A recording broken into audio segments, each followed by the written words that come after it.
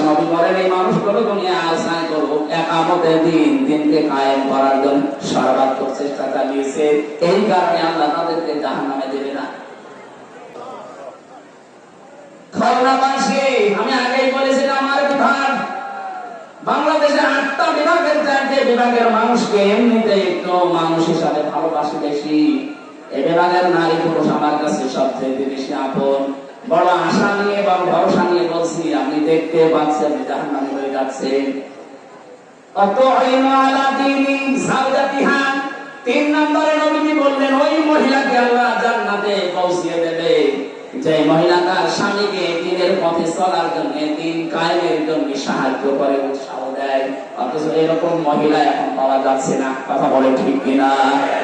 ফতোয়া আজকেও যশোরে আমার মাহফিল ছিল দিনের বেলায়, জোহরের সময় চৌকাছাতে একটা মেয়ে ফতোয়া দিয়েছে, প্রশ্ন দিয়েছে যে নারী পুরুষের একামতে দ্বীনের কাজ করা লাগবে, কোথায় আছে? কোথায় আছে? সূরা তাওবার 71 নম্বর আয়াত তার দলিল।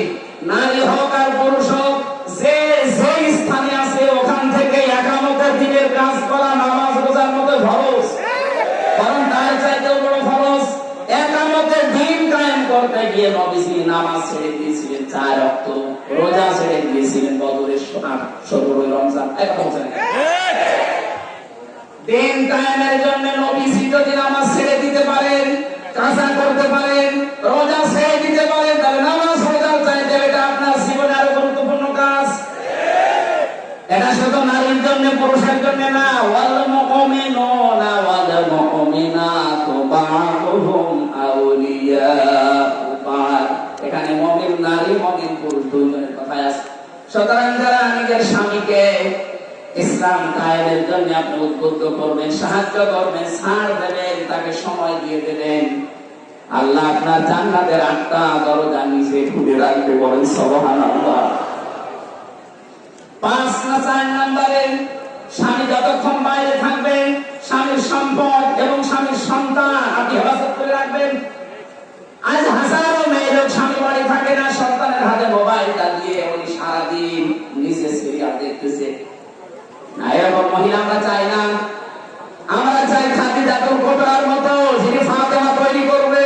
কথা বলেন, যিনি উম্মে কুলসুম তৈরি করবেন, যিনি রুকাইয়া তৈরি করবে, এরকম মা আমরা ঘরে ঘরে দেখতে চাই। কথা বলেন ঠিক কিনা? 5 নম্বর ওই মহিলার জন্য আল্লাহ জান্নাতের দরজা খোলা রাখবে যেই মহিলা স্বামী যেটা পছন্দ করে ওটা যদি জায়েজ হয় সে নিজে ওইটা পছন্দ করবে। এটা আসলে 100টা 99টা পরিবারে আমরা পাচ্ছি না। স্বামী যেটা পছন্দ করে জায়েজ, অথচ স্ত্রী ওইটা চায় না। আমি 27টা পেজ তার একটা বলছি। আমি সহ যত স্বামী এখানে বসে আছে প্রত্যেকটা স্বামী পছন্দ করে এবং চায় যে বিয়ের পরে যেন আমার মা বাবা আমার সাথে থাকে। বলে না কেন? 100টা 98টা পরিবার এটা চায় না।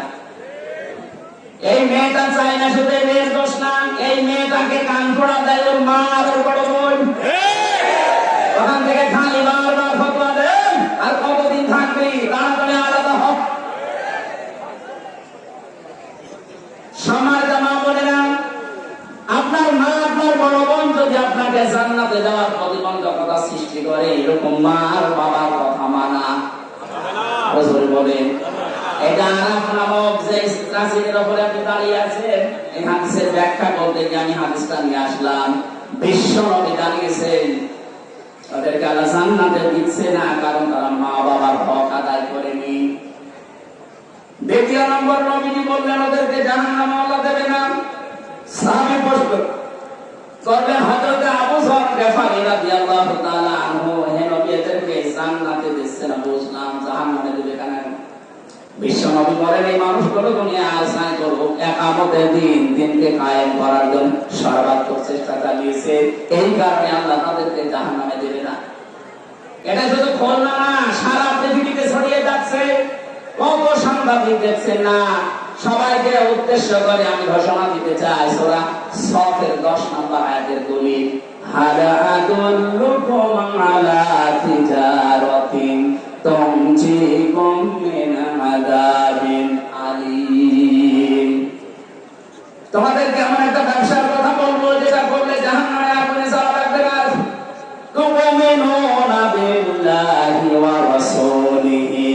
তুজাহিদুনা ফি সাবিলিল্লাহ বিআমওয়ালিহিম ওয়া আনফুসিহিম যালিকুম খায়রুল লাকুম ইন কুনতুম তা'লামুন।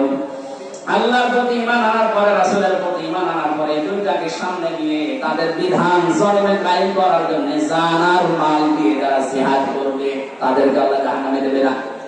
সুতরাং এই পৃথিবীতে যারা দিন কায়েমের জন্য চেষ্টা চালান, অন্যান্য যদি কোনো গুনাহ হয়েও থাকে আল্লাহ অন্তত আপনাকে জাহান্নামে দেবে না, গ্যারান্টি দিতে পারি।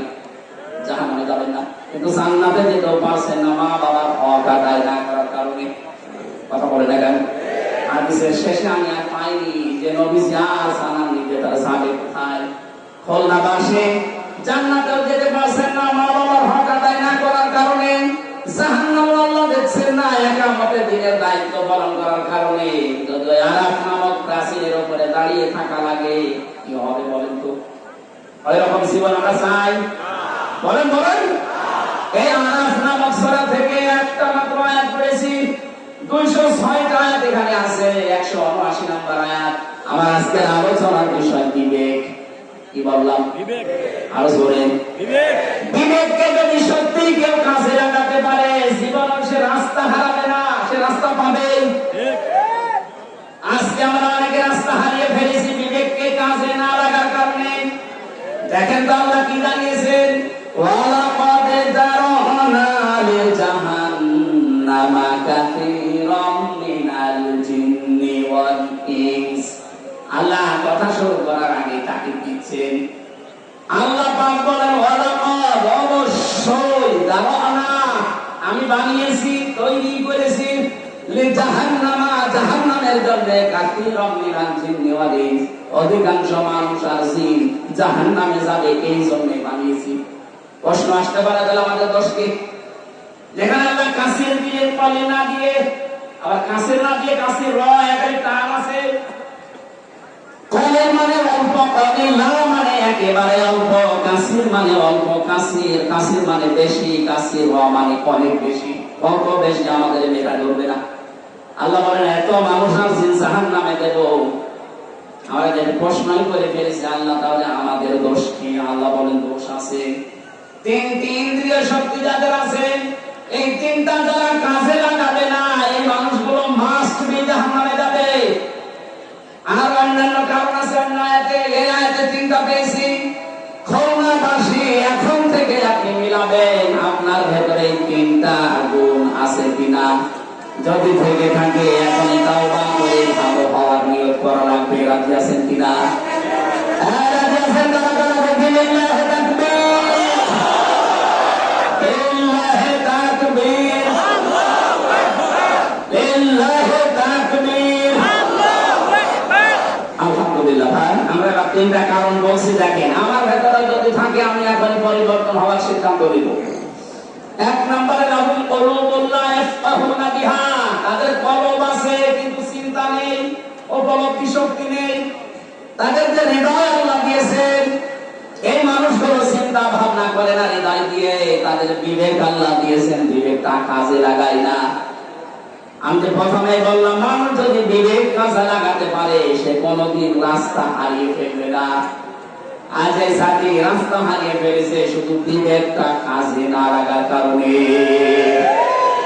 2006 সালে এই পৃথিবীর ইতিহাস যারা পাল্টিয়ে দিয়েছে, আকাশে অক্টোবরে এই দৃশ্য দেখার পরে তাম পৃথিবী হতভম্ব হয়ে গেল। এরপরও আমাদের বিবেকটা কাজে লাগলো না।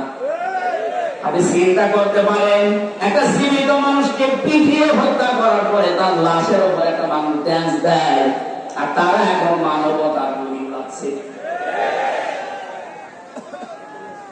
7 সালে আমি যখন ম্যাট্রিক পরীক্ষা দেই আসছিলাম সিরাজগঞ্জ থেকে, রাস্তার মাঝে দেখলাম একটা মরা কুকুর পড়ে আছে।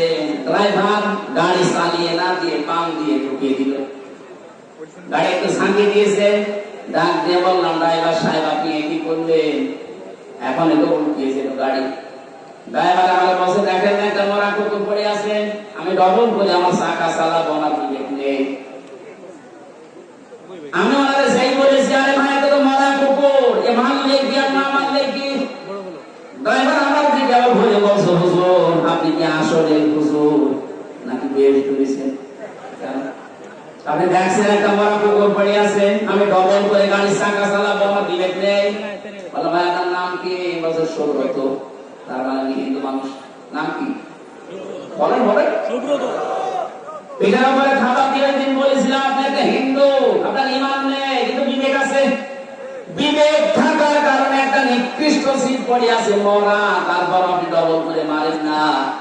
অথচ পৃথিবীর আশরাফুল মাখলুকাত আমার জসিম ভাইকে কিছু মানুষ পিটিয়ে মারার পরে ড্যান্স দিয়েছিল। এদেরকে মানুষ আপনি বলতে পারেন? কথা বলেন না কেন? এদের